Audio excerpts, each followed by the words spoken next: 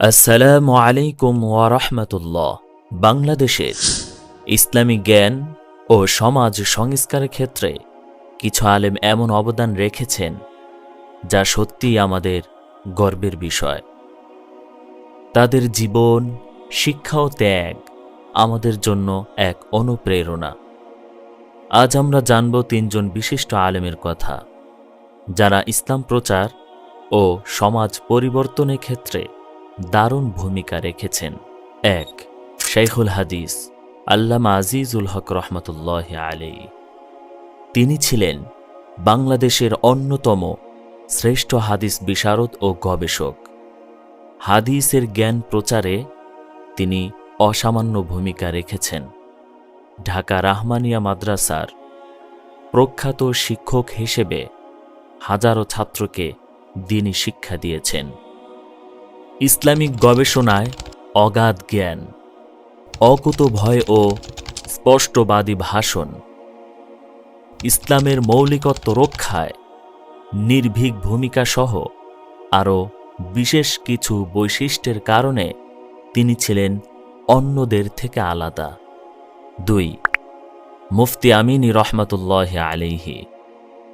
মুফতি ফজলুল হক আমিনী রহমতুল্লাহ আলাইহি ছিলেন ইসলামী আইন ও শিক্ষার এক উজ্জ্বল নক্ষত্র।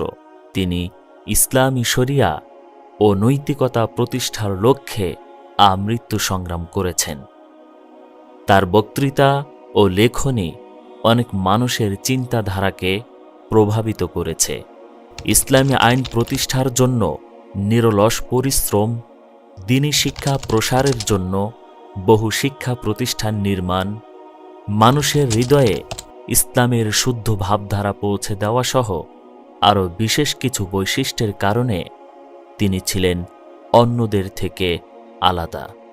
৩. শায়েখ মুফতি কাজী ইব্রাহিম। বর্তমান সময়ের আলোচিত ইসলামী বক্তা গবেষক শায়েখ মুফতি কাজী ইব্রাহিম। তিনি আধুনিক প্রেক্ষাপটে কোরআন ও হাদিসের শিক্ষা সহজভাবে তুলে ধরছেন। তার আলোচনায় বিজ্ঞান, ইতিহাস ও আধুনিক বিশ্ব ব্যবস্থার সাথে ইসলামের সংযোগ থাকে, যা তরুণদের কাছে খুবই গ্রহণযোগ্য। কোরআন ও হাদিসকে সহজ ভাষায় ব্যাখ্যা, বিজ্ঞান ও ইসলামের মধ্যে সংযোগ স্থাপন, তরুণ প্রজন্মের মাঝে ইসলামের আলো ছড়িয়ে দেওয়া সহ আরও বিশেষ কিছু বৈশিষ্ট্যের কারণে তিনি অন্যদের থেকে আলাদা। এই তিনজন আলেম তাদের জ্ঞান, শিক্ষা ও দাওয়াতের মাধ্যমে আমাদের সমাজকে ইসলামের সঠিক পথে পরিচালিত করেছেন। আমরা যদি তাদের জীবন থেকে শিক্ষা নিতে পারি, তাহলে আমাদের জীবনও হয়ে উঠবে আরও সুন্দর, আরও অর্থবহ।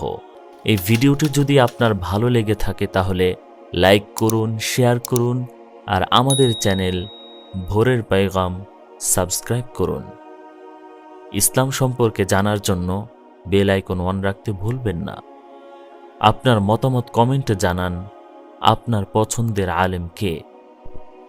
আমরা তাদের নিয়ে আরও আলোচনা করব ইনশাআল্লাহ।